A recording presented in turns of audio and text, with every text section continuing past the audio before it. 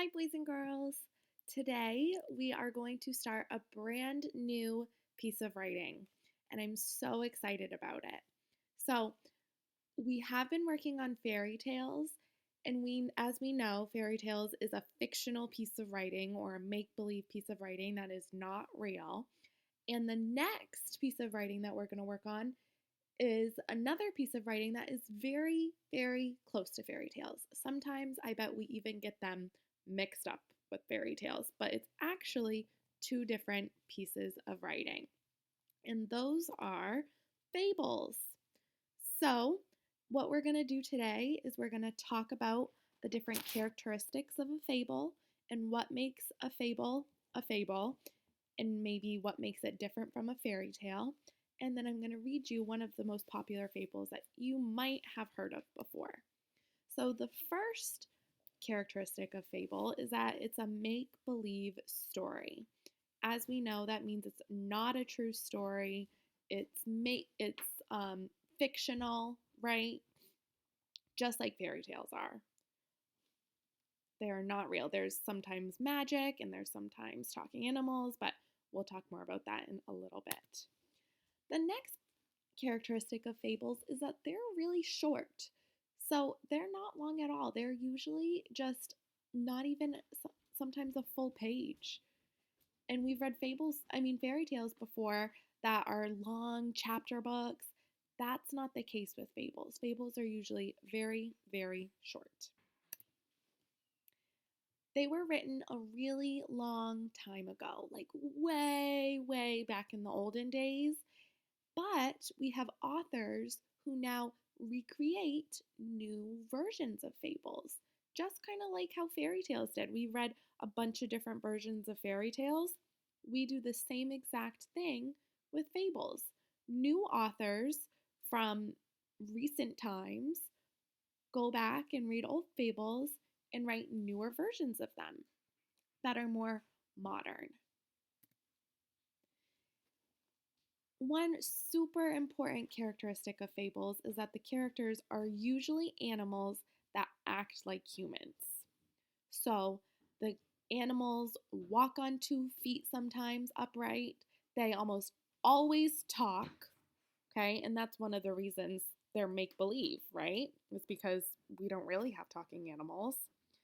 In fairy tales, some fairy tales have talking animals, but in fables, all of the characters are usually talking animals. There are very few humans in fables.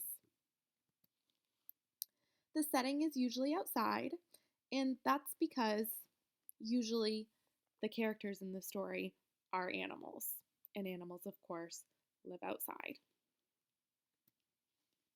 And the story teaches a moral or a lesson.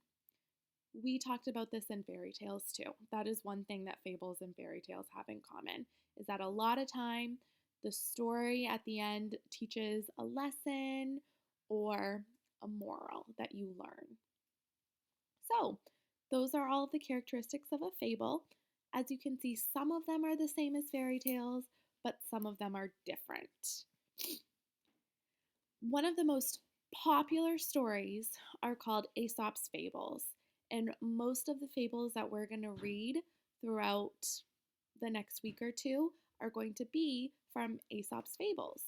Aesop's Fables is just one big book that has a bunch of short fables in it.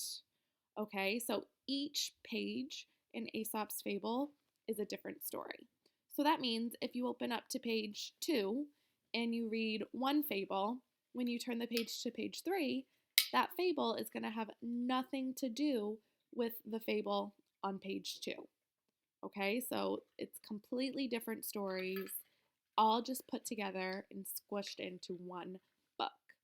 And today we are going to read one of the pages of Aesop's Fables. And the book we're going to read is The Hare and the Tortoise. So I bet a lot of you have maybe heard this fable before, or even if you didn't hear the fable before, I bet that you've learned the lesson or heard somebody say the lesson to you that we'll learn in this fable. So, this is called The Hare and the Tortoise. A tortoise is just a turtle. The hare was boasting before the other animals how fast he could run. Boasting means to brag. I have never yet been beaten in a race, said he. I challenge any of you to race with me, the tortoise said quietly. I accept your challenge. At this, the hare roared with laughter. That's a good joke, he said. I could run rings around you all the way. Save your boasting till after you've won, answered the tortoise. A course was agreed and they went to the start. At once, the hare sped off and was soon out of sight. After a while, the hare was so far ahead he thought there was plenty of time and lay down for a nap. On and on plodded the tortoise, and in time reached the winning past. At last, the hare woke up with a start and dashed away at his fastest, only to find the tortoise there before him. Then the tortoise said, slow and steady wins the race. So, you can tell by the way that this story is written that it was written a long time ago, right? Let's see. Over here on the second sentence, it says, I have never yet been beaten in a race, said he. That's a little bit of an older way to say, he said, right? Let's see what else.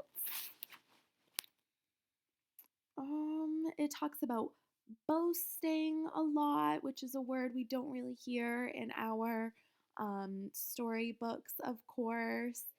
And I bet, like I said, you've read other versions of this. Maybe you've read a whole book about it.